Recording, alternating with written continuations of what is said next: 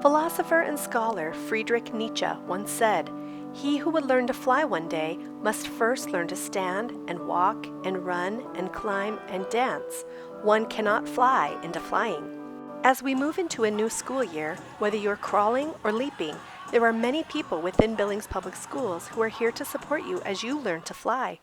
One of those people is Kristie Martin, who danced her way into our hearts as the choreographer and mastermind behind this year's opening day meeting.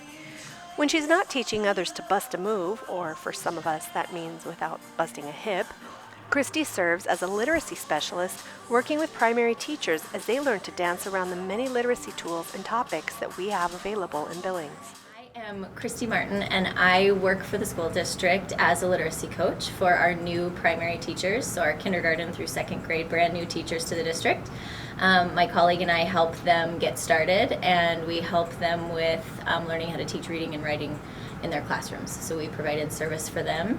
Then I also work with our Read 180 teachers, fourth grade through high school, and I provide some in-service for them and also some help in their classrooms. There's a myth out there that people who have moved from the classroom don't get to teach anymore, but I'm here to tell you nothing could be further from the truth. So what does Kristie get to do all day? I find myself running a lot in lots of different places, but getting trainings ready, answering a million emails, dancing around all kinds of different things in our office, whether it's a cart full of books that just came in or another cart full of technology pieces that we need to learn how to use. There's all kinds of things we do during the day. In order for teachers to become not only literacy experts, but also people who are savvy with apps, gadgets, and digital tools, I asked Kristie how she sees teachers effectively and successfully blending text with tech. I see technology as being such a great asset. It's got to be a very meaningful piece for little kids. So before it's a fun tool, it needs to be a really meaningful piece of literacy for little ones, K2.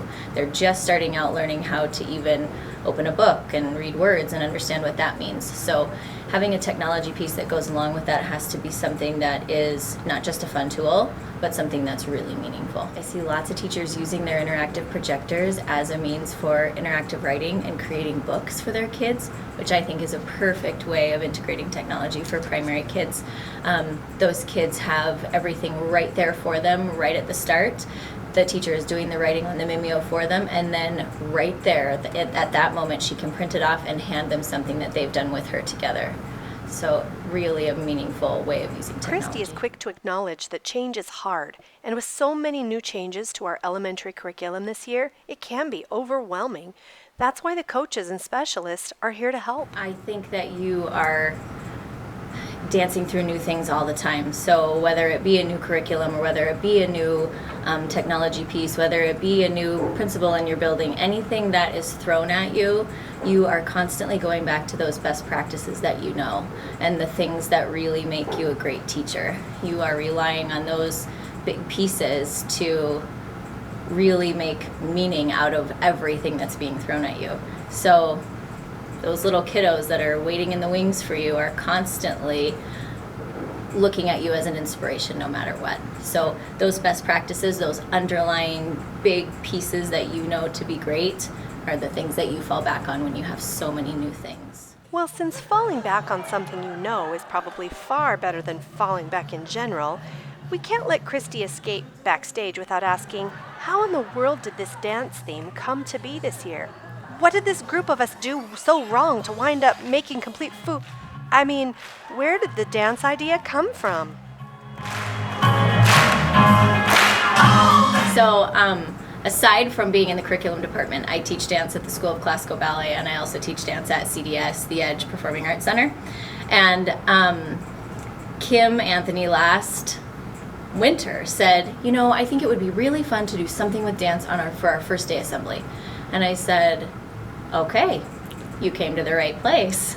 And so because I know a lot of people in our dance community, I pulled together some people who I really knew would help me get the job done.